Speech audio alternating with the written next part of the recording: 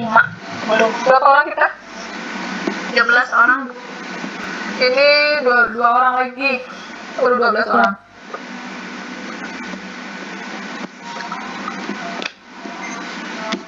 Sambil dimulai ya? Iya, Bu. Baik, bismillahirrahmanirrahim. Assalamualaikum warahmatullahi wabarakatuh. Waalaikumsalam warahmatullahi wabarakatuh. Sehat semua. Alhamdulillah. Mahasiswa semester tingkat akhir udah bau-bau skripsi ya. Masya Allah.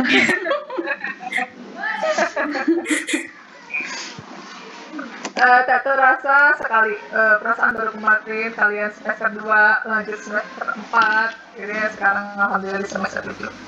Baik, sebelum kita mulai seperti biasa kita awali dengan mengucapkan basmalah bersama-sama. Baik, anak-anakku selamat datang di semester 7.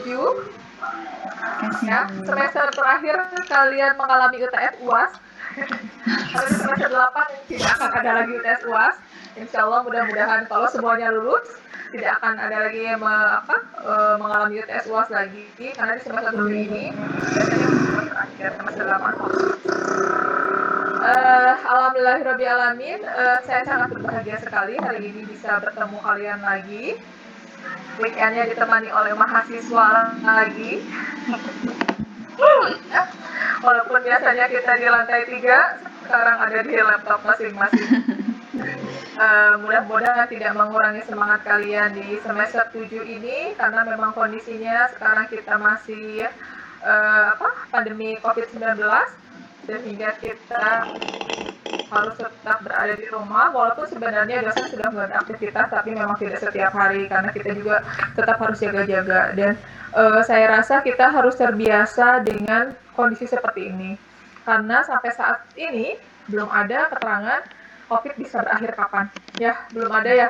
Kita tidak tahu akan berakhir kapan, tapi mudah-mudahan kita tetap berdoa, semoga COVID ini bisa kembali ke tempat asalnya, ya, dan tidak mengganggu aktivitas kita lagi, sehingga kita bisa beraktivitas seperti sehari-hari. Amin. Oke, baik.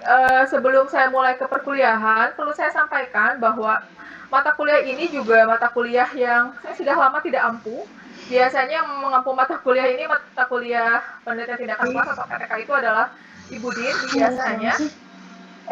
Ya. Tetapi di semester ini, karena memang setiap dosen itu harus bisa mengampu mata kuliah PTK, karena nanti itu luaran dari skripsi kalian.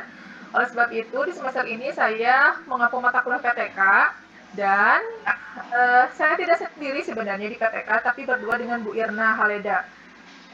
Ada yang sudah hafal dengan Bu Irna Haleda? Ada, Bu. Udah ya? Ya. Ya, itu Bu Irna, tapi hari ini Bu Irna belum bisa gabung, karena memang ada beberapa kendala, tidak masalah. Mudah-mudahan bisa bergabung di minggu berikutnya. Oke. Sebelum saya share screen terkait dengan RPS, proses pembelajaran kita pada hari ini, saya perlu menyampaikan beberapa hal. Yang pertama, perkuliahan kita tetap di hari Sabtu ya, karena kalian tidak bisa dimasukkan ke kelas reguler. Betul ya? Betul atau tidak nih? Iya, Bu. Karena kebanyakan dari kalian masih kerja, sehingga kita berada di jadwal yang sesuai. Sepakat semua ya? Iya, Bu. Iya, Bu. Baik ya.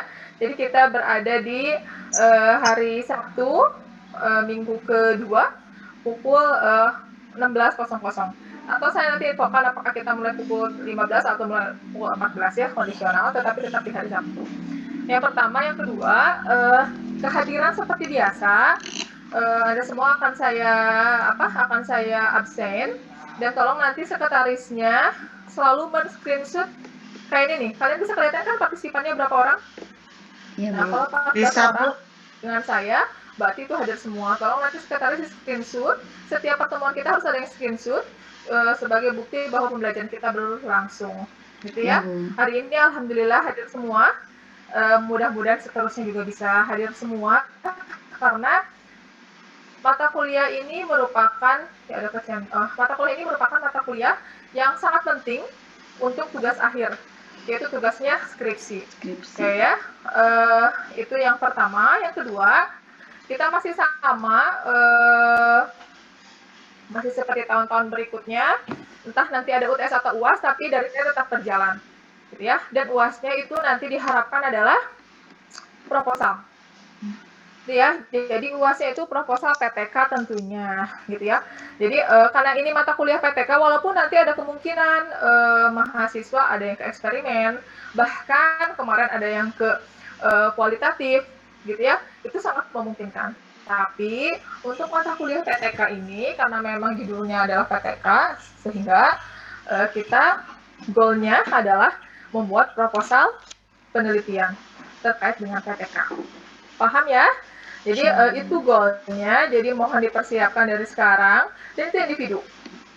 Ya, kenapa individu? Kalian harus mulai berlatih dengan tugas akhir atau skripsi, karena memang nanti pun kalian akan mengerjakan itu individu.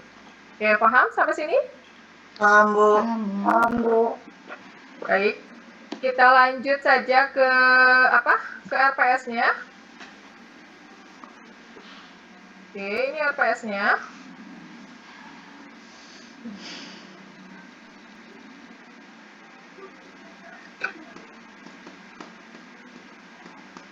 Ya, tunggu sebentar. Udah ada ya? Oke, baik. Ini RPS kita. Nanti kalian silahkan baca aja capaian pembelajaran prodinya untuk apa, kemudian capaian pembelajaran mata kuliahnya untuk apa. Silahkan kalian baca saja. Jadi memang gini, masing-masing dari mata kuliah itu sekarang ada capaian pembelajarannya untuk apa, baik itu mata kuliah umum ataupun mata kuliah yang ada di prodi. Ya, dan ini perlu saya sampaikan supaya kalian paham. Kemudian saya langsung ke deskripsi singkat saja, nanti saya akan share ya terkait dengan RPS-nya supaya kita semua punya acuan ya. Baik, untuk deskripsinya, mata kuliah ini mahasiswa belajar tentang prinsip-prinsip dan metode penelitian tindakan kelas. Jadi kita fokuskan di PTK, walaupun nanti kalian akan diajarkan berbagai metode pembelajaran, metode penelitian ya. Mata kuliah ini bertujuan untuk memahami penyusunan proposal penelitian tindakan kelas. Nah, tadi ya sudah saya sampaikan, serta penulisan karya tulis ilmiah secara komprehensif. Jadi mulai dari kalian mempelajari pengutipan sampai kepada nanti hasilnya adalah proposal PTK akan kita pelajari di sini. Hakikatnya di mana? Di ruang lingkup jenis, kemudian sampai kepada ini ya, ada pengumpulan data PTK, analisis datanya, penyusunan laporan, penulisan publikasi, dan tindak lanjut hasil penelitian dalam PTK. Jadi sampai kepada publikasinya. Kenapa perlu saya ajarkan itu? Karena nanti itu banyaklah kalian bisa cek kakak tingkat kalian yang masih terpaksa mengontrak semester 9 sekarang. Ada mahasiswa yang sudah selesai penelitiannya, tidak bisa sidang, karena belum bisa publikasi ilmiah di jurnal-jurnal PGSD Indonesia. Misal, kita udah beres nih skripsinya. Nah, si skripsi itu harus dibuat ke dalam jurnal dan harus dipublikasikan di jurnal-jurnal PGSD Indonesia. Terserah kalian mau di mana. Biasanya setiap prodi PGSD universitas manapun memiliki jurnal untuk dipublikasikan. Nah, sehingga kita harus paham bahwa yang penting bahkan kalau di kampus-kampus besar sekarang luaran dari skripsinya atau bukan luaran dari yang terpenting itu adalah bukan sidangnya, tetapi jurnal ilmiahnya diterima di mana? Karena masing-masing jurnal ilmiah PGSD terutama itu punya stratanya, ya. Ada yang terindeks Sinta 1, 2, 3, 4 sampai Sinta 6. Yang paling rendah adalah Sinta 6, bahkan tidak terindeks Sinta. Ya, nanti itu akan kita pelajari lah di akhir-akhir. Oke, baik. Yang akan kita pelajari hari ini adalah tentang hakikat penelitian pendidikan, kemudian ruang lingkup dan jenis penelitian pendidikan. Tentunya kita akan dua hari ini ya, seperti biasa, karena kalian non-break, pertemuannya kita 2 minggu sekali, berarti saya akan rangkum dari mulai hakikat penelitian pendidikan sampai ruang lingkupnya. Nanti akan ada hakikat PTK baru ke peran guru sebagai pengajar, tujuannya apa, perencanaan penelitiannya bagaimana, penyusunan proposalnya bagaimana, analisis datanya, penyusunan laporannya, penulisan publikasi, sampai tindak lanjut hasil penelitian tindakan kelas.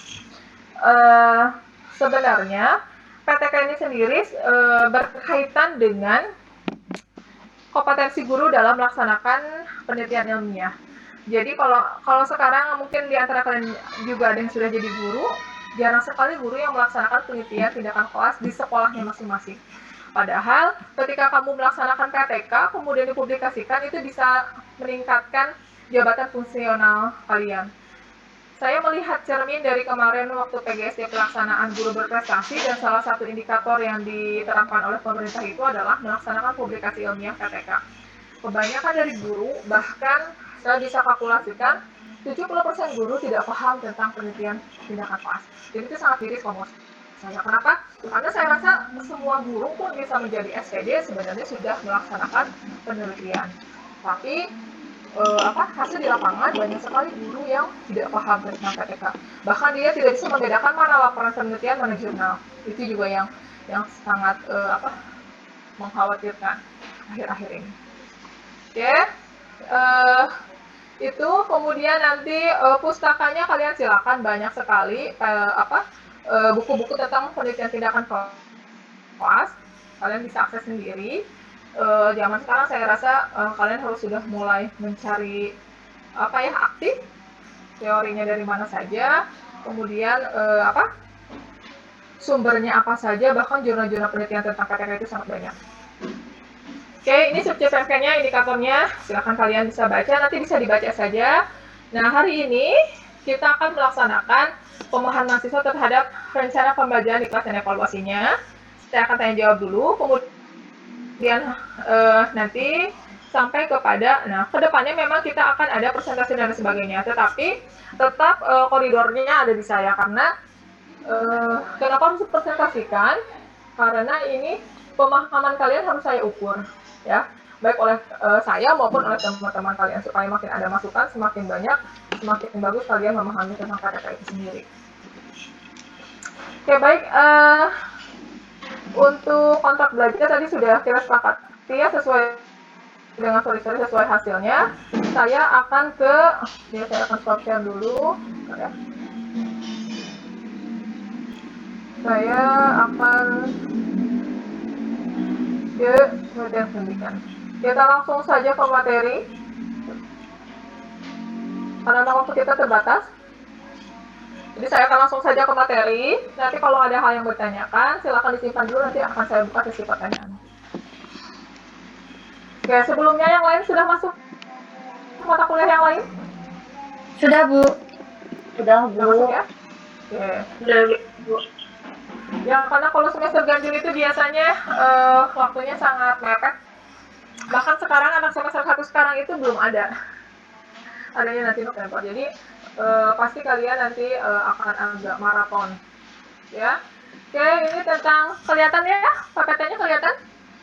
Kelihatan, Bu. Oke. Saya akan langsung ke penelitian pendidikan. Oke, langsung saja ke metode ilmiah. Oke, sebelum ke sana, saya ingin tanya dulu. Ada yang pernah melakukan penelitian tindakan kelas? Belum, Bu.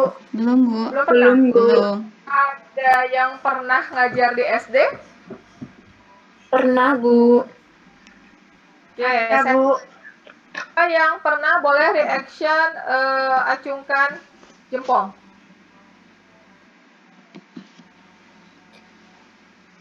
Berapa orang yang pernah? Mana reaction? Jempol ya, jempol. Oke, Fikri pernah. Tia. Siapa itu? Bukan acungkan jempol, kamu di reaction, Septi, lihat reaction. Apa, Bu? Lihat reaction di bawah juga. Oke. Oh, iya ada. Oke, good. Iya, nggak apa-apa, biar belajar. Fitri udah, kemudian siapa yang belum lagi reaction lagi?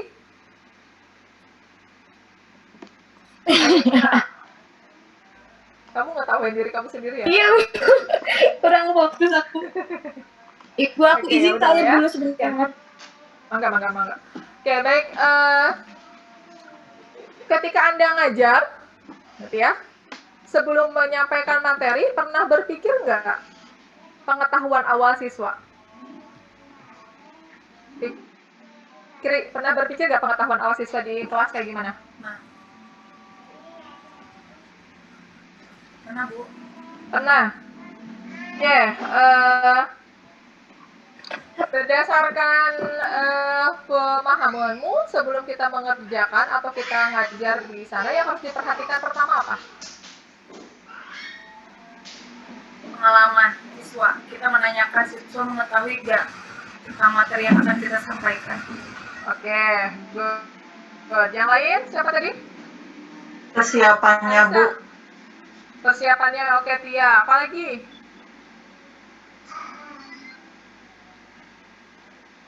Apalagi saya persiapan? Oke, baik ya. Itu salah satunya. Nah, sebenarnya nanti dalam penelitian tindakan kelas yang perlu kita pahami itu adalah penelitian tindakan kelas itu berasal dari permasalahan yang ada di kelas. Ingat itu, permasalahan yang ada di kelas.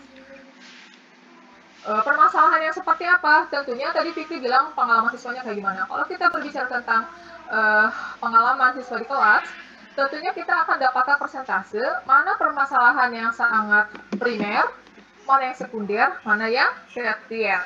Contoh, misalnya permasalahan siswa tidak fokus atau siswa tidak mandiri dalam belajar, itu menjadi masalah tersier. Artinya dari contoh ya, dari 30 orang siswa, cuma 5 orang nih yang nggak mandiri, berarti bukan itu permasalahan kita. Ya, lihat lagi permasalahan apa aja nih yang kebanyakan dialami oleh siswa. Contoh, misalnya ternyata dalam proses pembelajaran, kebanyakan siswa itu adalah hasil belajarnya menurun. Misal gitu ya, misal hasil belajarnya menurun. Artinya, itu yang harus kita teliti berarti.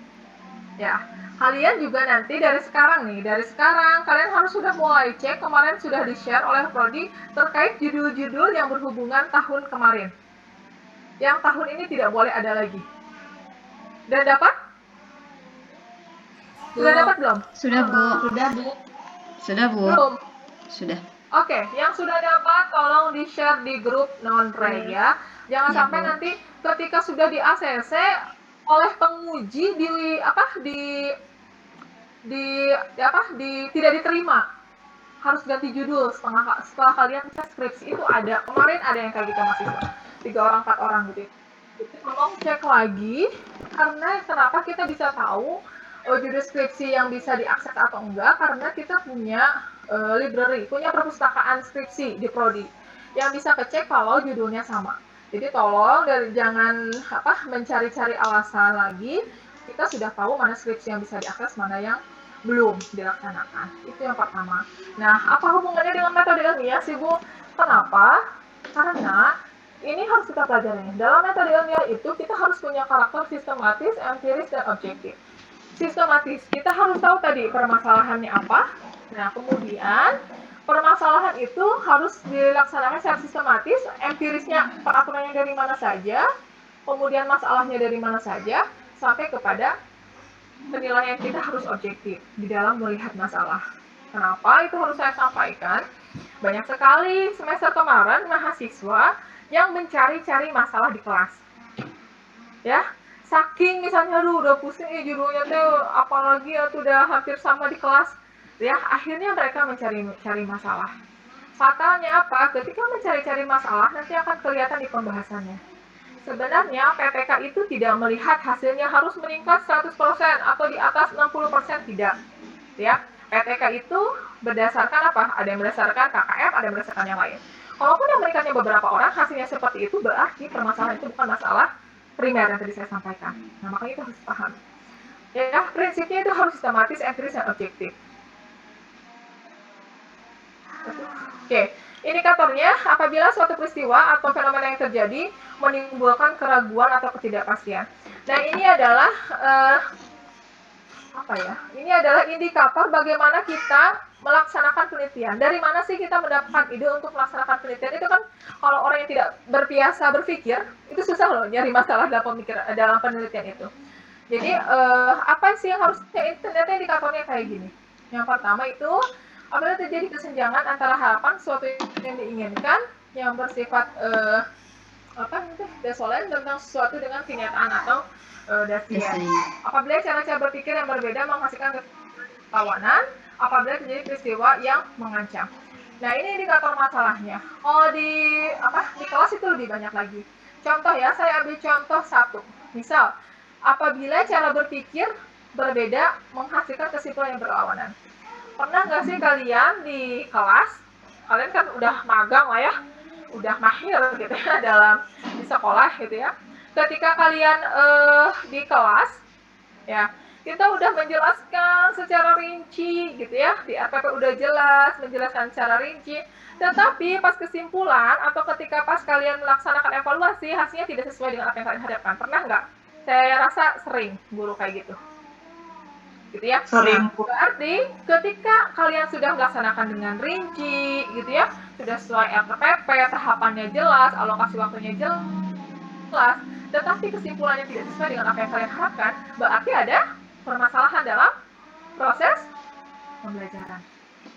Nah, permasalahannya pada itu harus kalian teliti. Coba mulai dari 3 ranah. Ingat, kita menilai 3 ranah. Demo efektifnya kayak gimana, psikomotornya gimana, kognitifnya kayak gimana. Ya, ketika kita cek bu, 3-3-nya oke. Oh, berarti kita lihat faktor yang lain. Misal, kemandirian siswa. Atau rasa ingin tahu siswa. Ya, kan bisa aja.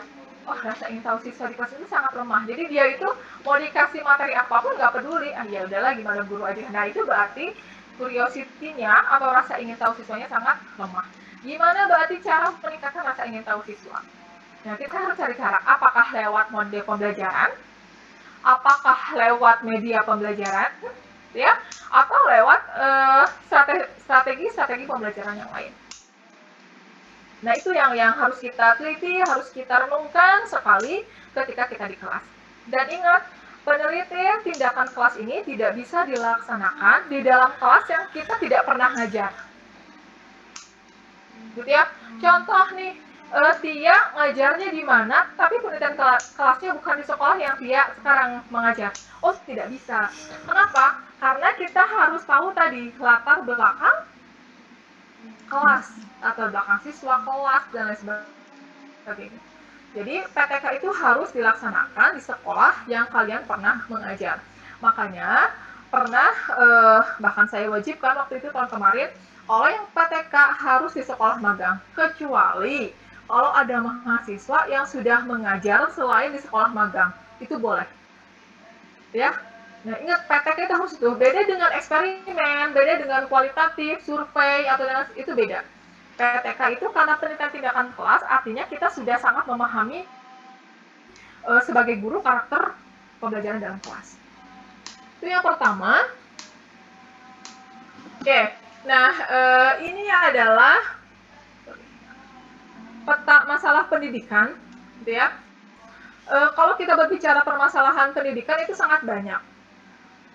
Tentunya kita akan mendapatkan masukan dari lingkungan, gitu ya. Nah, biasanya yang masuk itu ada tentang sarana, tentang proses pembelajaran, ya, tentang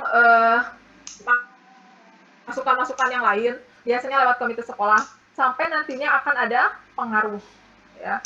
Mungkin kita sekarang ini proses pembelajaran atau kurikulum yang ada di sekolah itu bahkan sudah otonomi. Artinya, kepala sekolah berhak menerima masukan apapun dari sekolah. Misal, kemarin saya waktu pas KKN ya di rumahnya Tia tuh di rumahnya Tia. Misal, di sana itu saya lihat kondisi masyarakatnya masih pedesaan lah ya, masih pedesaan. Nah, misalnya ada suatu kelompok masyarakat yang memberikan saran kepada sekolah bahwa bagaimana kalau sekolah ini ditekankan mulok PLH-nya, karena masih banyak desa, masih banyak sawah, masih banyak yang lain. Bisa tidak? Itu bisa. Masuknya ke dalam masukan yang lain, ya, masukan yang lain. Jadi ingat, ya, selalu saya ingatkan juga karena saya juga sebagai orang tua bahwa ketika kita berada di lingkungan sekolah itu kita harus bertanggung jawab juga terhadap sekolah yang ada di lingkungan kita. Kenapa? Karena sekolah itu tanggung jawabnya bukan tanggung jawab kita sendiri, tetapi tanggung jawab masyarakat. Ya, itu. Kemudian ini masalah-masalah pendidikan, saya langsung ini aja. Komponennya, nah ini. Nah, tadi dari mulai indikatornya, sekarang saya turunkan ke masalahnya supaya kalian lebih real, gitu ya. Lebih real lagi masalahnya apa.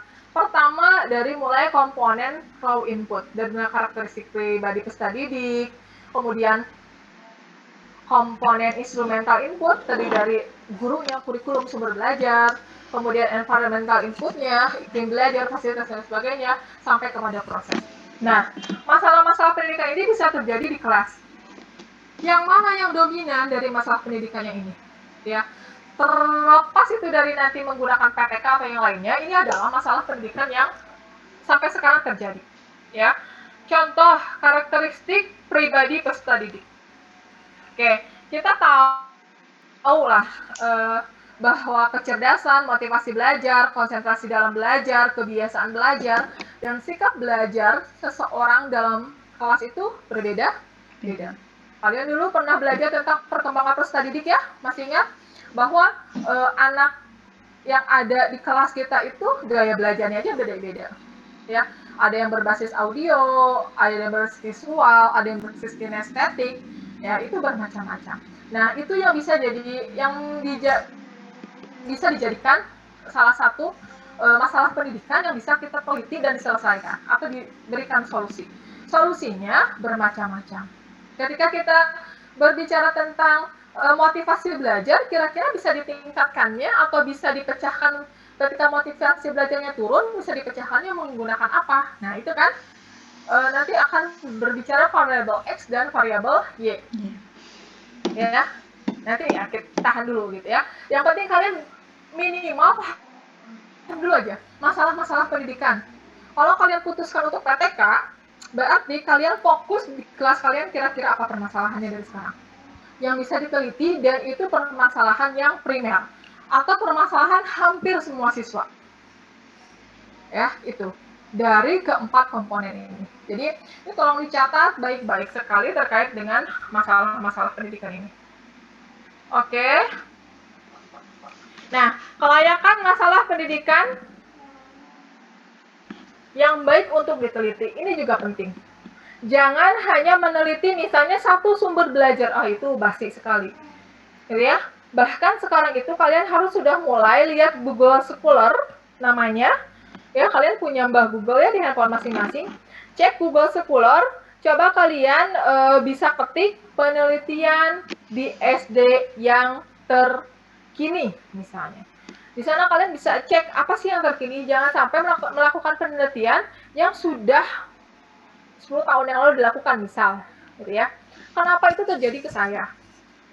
Saya pernah cerita mungkin di kelas non-rank bahwa dulu saya waktu S1 mengembangkan e-book, electronic book, ya. Kenapa? Karena waktu itu dosen pembimbingnya itu luar biasa. Lulusan S1, S2 Australia, jadi dia tuh sangat update dengan teknologi. Nah, saya pikir, itu penelitian, waktu di Australia katanya itu yang waktu pas dia kuliah itu yang update. Pas di Indonesia, ternyata belum ada electronic book. Adanya e-book biasa kan, kalau kalian cek misalnya pembelajaran tematik 1, ada nggak yang e-booknya tuh hanya cetak saja kan, tidak interaktif ya. Nah sampai sekarang ternyata e-book interaktif belum ada yang dikeluarkan oleh pemerintah. Ya, nah kalian harus cari update seperti itu. Ya, seperti apa sih kelayakannya? Yang pertama harus bermanfaat bagi peningkatan pendidikan khususnya hasil pembelajaran, proses dan hasil pembelajaran. Jadi penelitian yang kalian ajukan harus pertama itu bermanfaat dulu minimal untuk di kelas kalian. Terus mengandung nilai keilmuan atau pengetahuan ilmiah, tersedianya data atau informasi di lapangan, datanya harus diukur, diolah, dan ditafsirkan. Peneliti memiliki kemampuan untuk menelitinya. Ini kemarin terjadi ketika sidang skripsi itu mahasiswa hampir nggak lulus. Ya, sidangnya kenapa? Gara-gara dia meneliti tentang media pembelajaran yang dilakukan oleh guru. Karena waktu itu kita masih daring, masih online, media pembelajarannya ternyata belum beres, tetapi hasilnya udah ada. Nah, kebayang nggak kalian? Dia teliti apa coba? Kata dia media pembelajaran, tapi sepasaya mana media pembelajarannya belum beres, masih berserakan, ya, masih berupa bahan, ya. Itu semuanya tuh diubah oleh semua tiga penguji termasuk pembimbingnya sendiri. Kenapa? Karena memang kita harus ada kelayakannya dulu, gitu. Penelitian kalian layak untuk dilakukan. Kalau sekiranya tidak layak, layak itu bisa dilihat dari 5 aspek ini. Kebermanfaatannya, mengandung nilainya, kalian punya data dan informasi di lapangannya, jangan sampai ngarang data dan informasi di lapangannya, karena mudah sekali untuk di cross check oleh penguji. Kalau yang tidak valid itu sangat kelihatan, ya. Kemudian mudah diukur nggak, betul nggak pengolahannya? Kalian mengontrak statistik ya. Nah, nanti akan disinkronkan gimana sih cara melihat hasil kognitif, misalnya menggunakan apa statistiknya?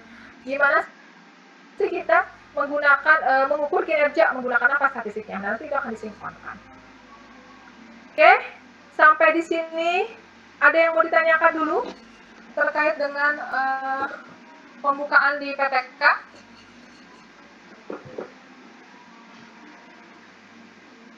Ada Ada yang Bu, mau ditanyakan dulu? Ya, silakan. mau menanyakan, kita kan sekarang sekolah sedang daring ya Bu. Kalau misalkan nih saya mau mengadakan penelitian PPK, itu gimana? Dengan saya sendiri kan Bisa nggak ya kira-kira? Menurutmu bisa nggak? Bisa mungkin kalau saya melibatkan diri ke sekolah atau gimana ya? Dan saya sekarang udah nggak ngajar gitu Bu. Nggak boleh banyak sekolah. Ya, sekarang Fikri di sekolah proses pembelajarannya bagaimana selama daring ini? Masalahnya saya udah berhenti ngajar Bu. Oh, baik. Yang sekarang di sekolah? Yang sekarang di sekolah? Ya, Kalau dan dari luring Bu. Gimana? dan luring, Bu. Oh, udah luring. Iya, Oh, Bu. luring. Kalau Jadi, ya, di sekolah di rumah? di rumah, kalau buat Di rumah. Yang lain yang masih ngajar di sekolah? Siapa? Ada yang masih daring, Bu. Oke, yang masih daring. Ya. Oke, ingat ya, PTK itu penelitian tindakan kelas, sehingga kita memang harus melihat semua aspek. Ya, ketika daring seperti itu memang tidak bisa dilaksanakan. Kenapa? Karena kita tidak bisa melihat, ya, hasilnya kayak gimana. Kecuali Anda memantau siswa 24 jam. Kan nggak mungkin kan? Nggak mungkin sekali. Oleh sebab itu, penelitian tahun semester kemarin, kakak tingkat kalian, diubah menjadi kualitatif. Semuanya berbasis deskriptif, tidak PTK. Ya, ya kita berdoa saja mudah-mudahan semester 8 nanti, ini kan udah semester 7 ya, kalian mengoreksi skripsi di semester 8, itu sudah PTK, karena sekarang sudah ada yang luring. Kalau kemarin sama sekali belum ada yang luring. Kalau sudah ada yang luring, itu bisa dilaksanakan. Ya, jadi proses penelitiannya kayak gimana? Kalau selama daring itu nggak bisa, ya. Tetapi kalau sudah ada luring itu bisa dilaksanakan. Walaupun mungkin terbatas siswanya, ya, karena kan ada peraturan tidak boleh dari 5 orang satu kelompok. Dan itu pun harus jaga jarak 1 meter sampai 2 meter, gitu ya. Dan itu memang agak repot kalau sekarang. Oke, paham ya, Fikri? Ya Bu, terima kasih. Ya, ada yang lain? Aku mau bertanya, Enggak? ini di sekolah saya emang di sekolah ya kerjanya, ya cuman bagian operatornya nggak ngeguruin. Ya. Di sekolah tuh udah ada luring, cuman luringnya tuh ke rumah-rumah gitu, nggak ke sekolah. Jadi si gurunya yang ke rumah siswa. Itu gimana? Nggak masalah. Ya. Boleh tapi nggak bisa PTK, say.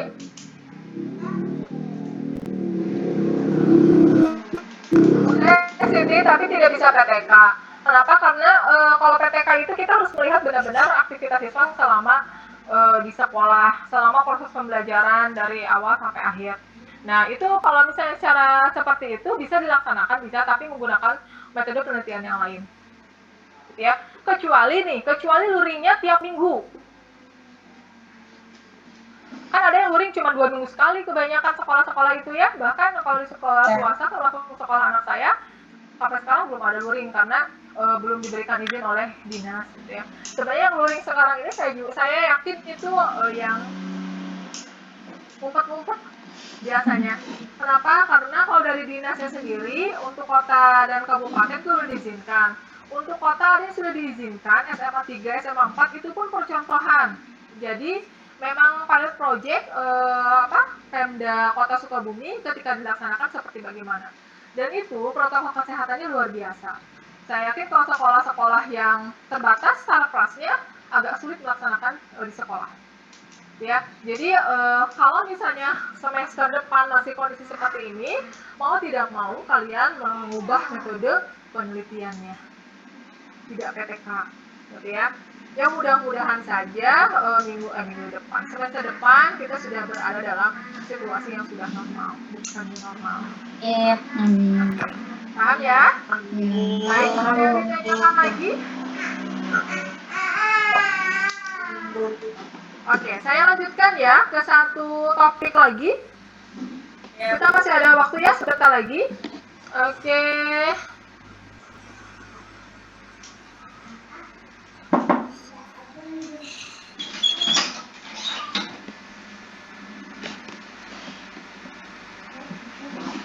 Baik, sudah ada tujuan penelitian. Ya, yang pertama, jadi begini, ini aja langsung. Tujuan penelitian itu merupakan suatu proses. Oke, yang pertama ketika kita mau melaksanakan penelitian, yang harus kita lakukan adalah tujuannya untuk apa. Yang pertama, bisa mendeskripsikan, mencandra, memberikan atau menggambarkan secara jelas dan cermat tentang data atau fakta dari permasalahan yang diteliti. Yang kedua, menerangkan kondisi atau faktor yang mendasari melatar belakangi terjadinya masalah. Menyusun atau merumuskan teori, membuat prediksi, dan mengendalikan peristiwa. Nah, masing-masing dari tujuan penelitian ini biasanya menggunakan metode yang berbeda juga. Contoh, kalau kita mau mendeskripsikan, memberikan atau menggambarkan secara jelas dan cermat tentang data, ini biasanya menggunakan data kualitatif atau deskriptif. Ya, tapi kalau kita mau melihat, misalnya menerangkan, ini bisa menjadi PTK nih, yang melatar belakangi terjadinya masalah. Karena prinsip utama PTK itu adalah latar belakang permasalahannya benar-benar terjadi di kelas. Dan itu nanti ketika kalian mau melaksanakan PTK, ada yang namanya pra-penelitian. Kalian harus observasi dulu ke sekolah atau ke kelas yang akan kalian dijadikan sasaran penelitian, apakah kelas itu benar permasalahan yang seperti itu dengan cara observasi di kelas selama 1 hari dan interview atau wawancara kepada guru. Contoh gitu ya, itu. Kemudian ada lagi untuk menyusun atau merumuskan teori hukum. Ini bisa menggunakan dengan R&D. Bagusnya tahun kemarin, tahun ini banyak ada berapa ya? Mahasiswa yang 9 atau 10 orang yang melaksanakan penelitian menggunakan R&D. Ya, nanti kita akan bahas. Kemudian membuat prediksi, estimasi, ini juga sama menggunakan R&D. Mengendalikan peristiwa-peristiwa juga sama. Ya, jadi setiap tujuan penelitian itu menggunakan metode juga yang berbeda. Karakteristiknya, oke, ini karakteristiknya. Yang pertama harus proses yang sistematis. Tadi sudah saya sampaikan, harus bersifat logis, harus bersifat empirik. Ya, contoh hal ini dilihat dari keteraturan, keruntutan, dan keterkaitan antara komponen yang satu dan komponen yang lainnya. Ya, harus jelas kumpulan datanya, pengolahan data, dan penafsiran datanya. Penelitian bersifat logis, dia harus bisa menjawab, berpikir secara logika. Kemudian penelitiannya harus kepada empirik karena berbasis data. Ya, biasanya seperti itu. Kemudian bersifat reduktif. Ini nanti kalian silakan baca saja sampai ini.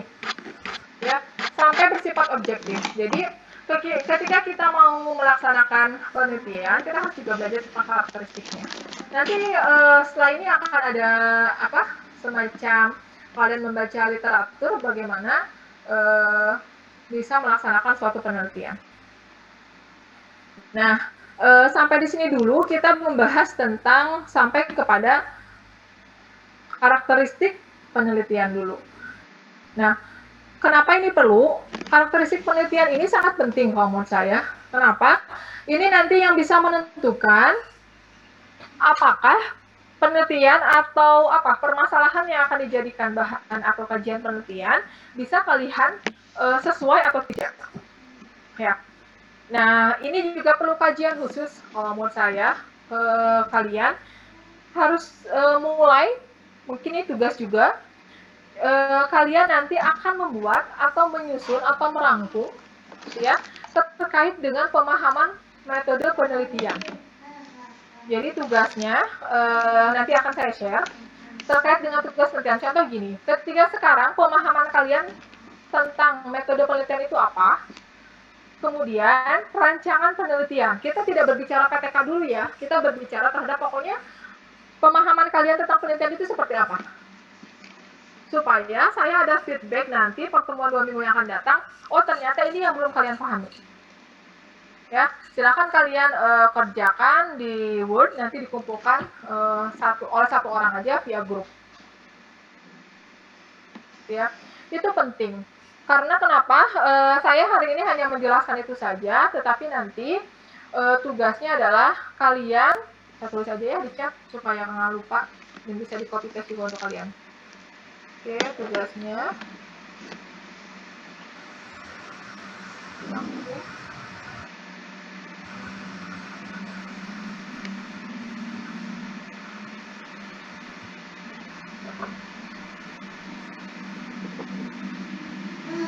Merangkum tentang penelitian.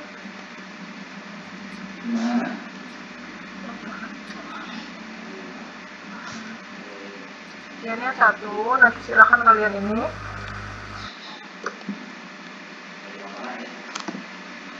Dua, dicari.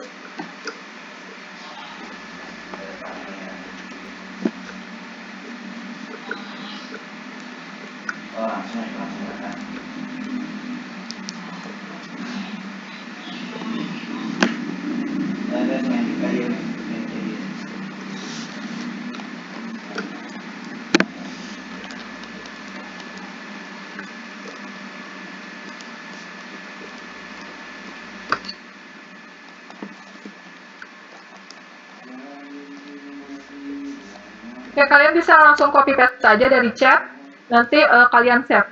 Oke, dikumpulkan 2 minggu yang akan datang. Yang akan datang dalam waktu.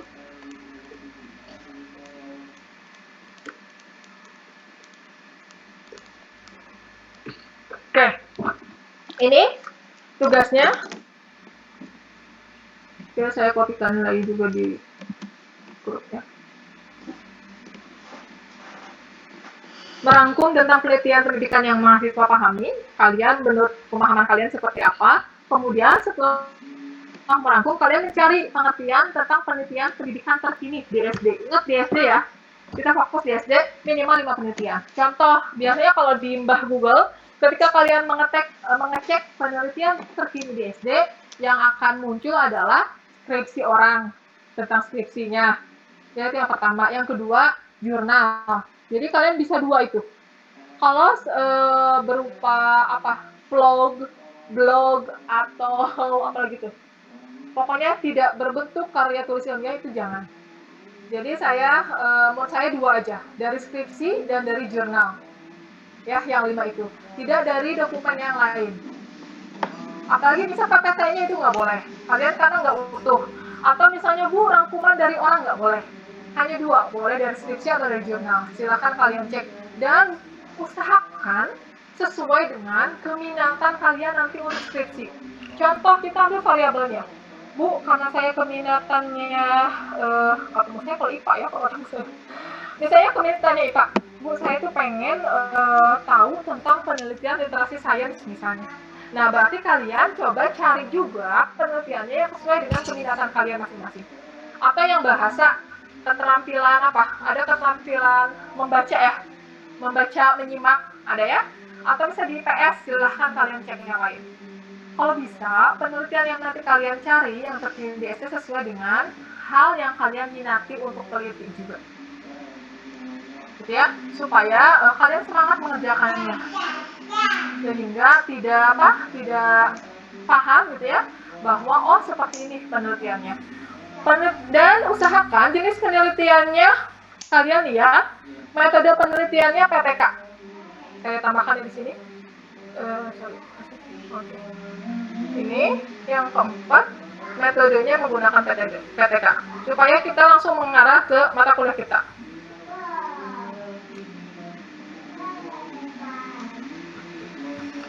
Oke, metode penelitiannya menggunakan PTK.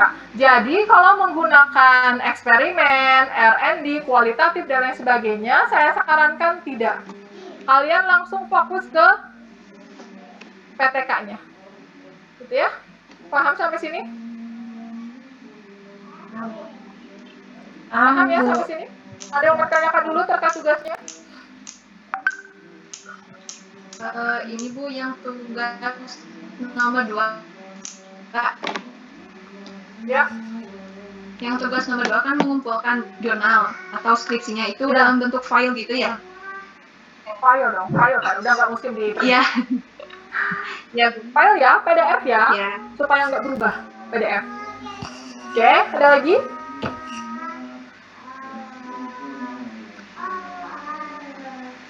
Ada lagi? Ada yang mau tanyakan? Belum paham sama nomor 2. Nomor 2, mencari pengertian tentang penelitian pendidikan ini. Contoh ya, saya munculkan aja lah supaya kalian ini ya. Nah.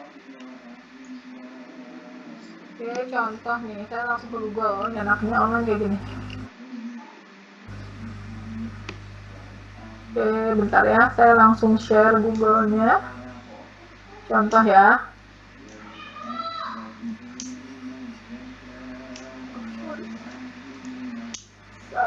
Share screen.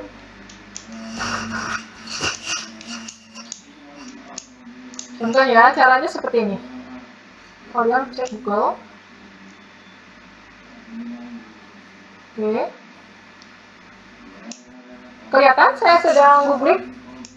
Belum, Bu. Udah kelihatan belum? Belum, Bu. Belum. Udah ya? Iya, belum, Bu. Belum. Belum. Belum, Bu. Belum, Bu. Ada? Belum. Belum. Bisa. Sudah. Nah, Ada, Bu. Sudah, Bu. Ya? Oke. Kalian cek Google ya seperti biasa. Kemudian klik Google Scholar. Oke, ada ya, kelihatan kan? Ada, Bu. Iya, Bu. Google Scholar di sana. Kalian cek. Oke, klik yang ini, googlescholar.co.id. Kalau bahasa Indonesia namanya Google apa? Cendekia kalau nggak salah. Oke, saya bahasa Indonesia aja ya. Saya bahasa Indonesia aja deh supaya. Oke, ya ini nggak apa-apa, sama kok Google Scholar namanya. Kelihatan? Kalian klik penelitian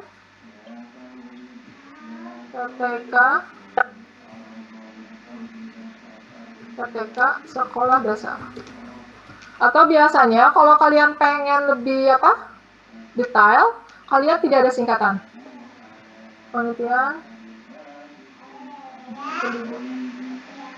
Penelitian tindakan kelas ya. Sekolah dasar.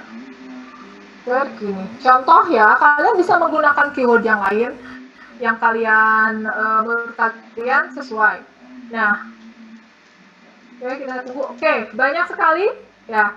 Nah, supaya lebih spesifik, kalian cantumkan lagi namanya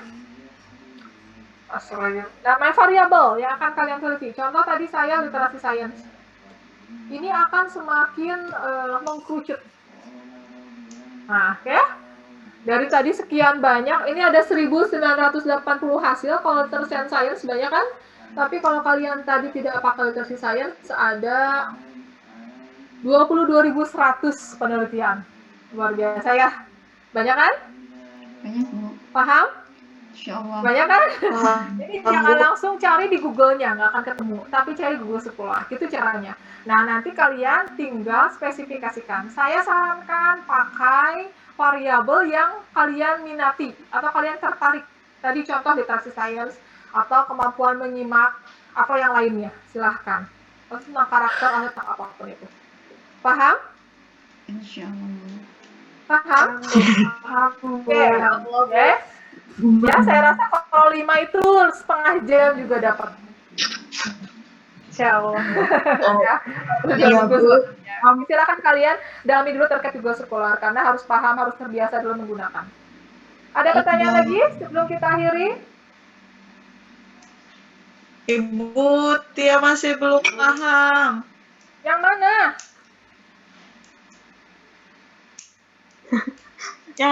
Yang kan kita nyari jurnal sama kayak jurnal sama prinsip di Google Scholar ya. Nah, udah dapat 5 itu cuman di-download aja atau kita baca dulu terus rangkum, Bu? Rangkum, kan yang pertama merangkum. Apa langsung dikirim ke Enggak dong, harus kamu lihat. Oh, jadi Oke, ya. Dan di sini kamu rangkum tentang penelitiannya. Oh, iya, Bu. Ya, rangkum kan pertama merangkum dulu nih pemahaman kalian, kemudian kalian mencari. Nah, setelah mencari ini, maksud Ibu tujuan yang kedua itu adalah untuk menjawab pertanyaan yang pertama. Setelah kalian mencari jurnal atau skripsinya. Paham? Ah, iya, Bu, paham, Bu. Paham. Ya. Baik ya. Ada yang mau ditanyakan?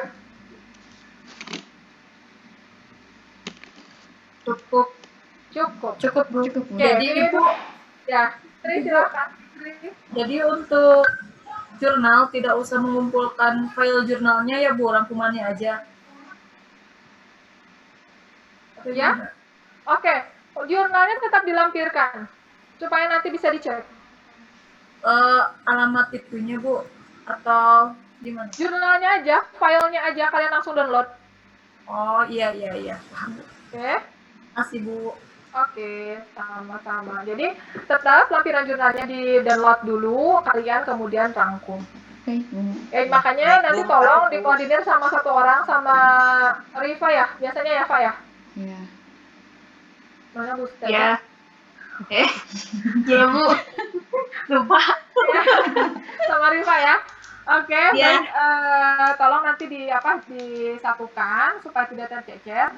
Bagusnya nanti di-share di email saya aja ya. Kalau di WA biasanya saya suka clear chat karena kebanyakan WA. Oh iya Pak, nanti saya akan masukkan nomor saya yang khusus untuk grup sama mahasiswa karena handphonenya itu udah kebanyakan grup. Nanti saya akan masukkan nomornya atau jadikan saya admin supaya saya bisa masukkan sendiri dan bisa menginvite Bu Irna. Ya Pak ya, nanti saya akan beralih ke nomor yang lain, ke nomor yang itu karena itu udah terlalu banyak. Ya Bu.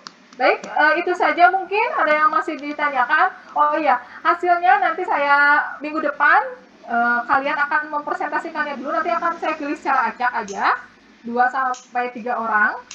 Baru kita masuk ke materi berikutnya untuk 2 minggu yang akan datang. Paham sampai sini? Insya Allah, Bu. Ya Allah. Saya akan lebih banyak bilang paham atau tidak karena ini menyangkut skripsi kalian gitu ya. Jangan sampai nanti pas bagian pengujinya saya, apa yang sudah saya ajarkan kalian nggak tahu. Nah itu yang paling saya gemes nantinya gitu ya. Saya udah ajarin kalian, makanya saya pasti akan paham nggak, bener nggak nih paham gitu ya. Karena ini sistematis untuk KTK, tidak bisa langsung ke bab 4 hasil penelitian, nggak bisa. Diawali dari latar belakang dulu, judul dulu, dan sebagainya. Dan itu akan kita review sama-sama. Ya, paham ya? Jadi jangan, kalau udah setuju juga, kalau memang tidak paham disampaikan, tidak pahamnya di mana, supaya kita diskusikan bersama. Walaupun saya tidak bisa menjawab, akan saya PR-kan daripada saya memberikan jawaban yang kurang tepat. Paham ya? Ya Bu. Oke, baik, cukup. Oke, kalau cukup, selamat mengerjakan tugas atau tugas hari ini. Mudah-mudahan 2 minggu yang akan datang sudah selesai dan nanti saya akan random untuk presentasi supaya kita sama-sama paham terkait dengan materi hari ini. Nanti untuk LPS-nya akan saya share terkait pembelajaran kita selama 1 semester ke depan. Yang jelas dari sekarang kalian harus sudah mulai baca-baca metodologi penelitian.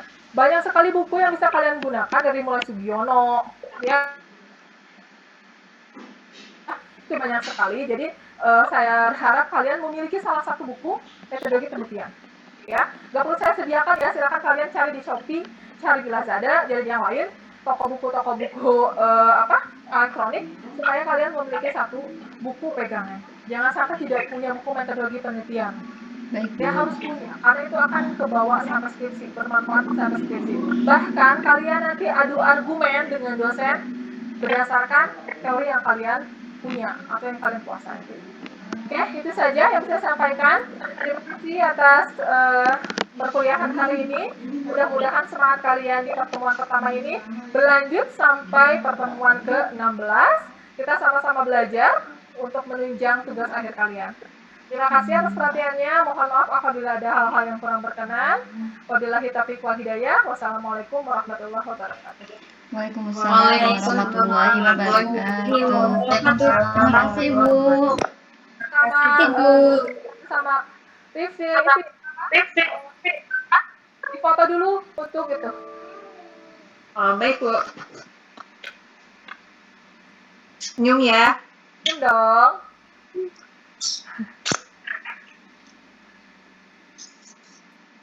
Oke, sebentar.